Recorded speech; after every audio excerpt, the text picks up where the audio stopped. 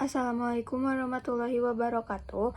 Perkenalkan, nama saya Risma Nurindasari. Di sini saya akan mempresentasikan tugas akuntansi manajemen sesi 13. Balance Scorecard.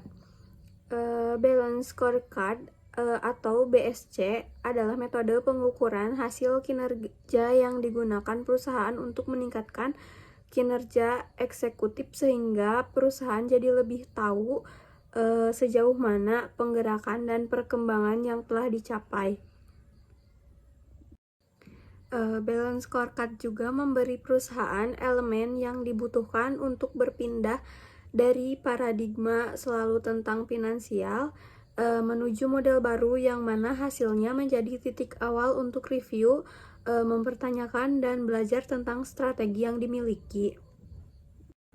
Lanjut, di sini yaitu ada tujuannya. Tujuannya yaitu memberikan pandangan yang lebih komprehensif kepada para manajer dengan melengkapi ukuran finansial melalui metrik tambahan yang mengukur kinerja di berbagai bidang seperti kepuasan pelanggan, inovasi produk, dan sebagainya. Balance Scorecard juga memiliki fungsi sebagai berikut, yaitu yang pertama sebagai alat ukur perusahaan apakah visi misi yang dianut telah tercapai oleh satu perusahaan tersebut. Yang kedua adalah sebagai alat ukur keunggulan komprehensif yang kompetitif yang dimiliki perusahaan. Yang ketiga ialah sebagai panduan strategis untuk menjalankan bisnis. Alat yang terakhir ialah alat analisis efektivitas strategi yang telah digunakan.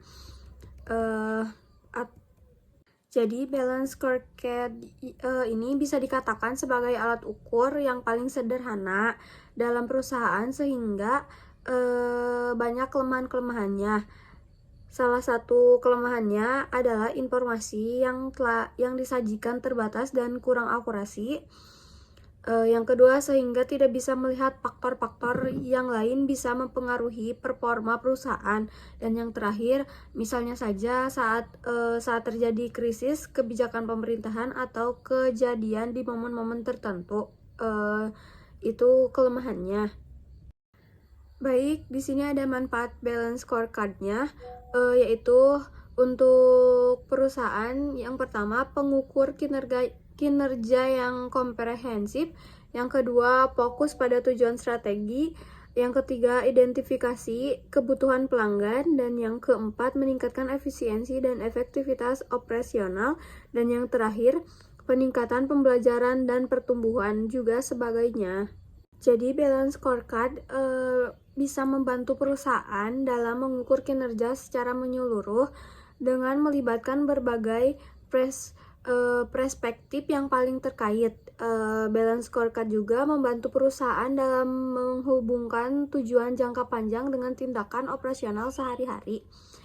Melalui perspektif pelanggan dalam balance scorecard, perusahaan dapat fokus pada kebutuhan dan harapan pelanggan.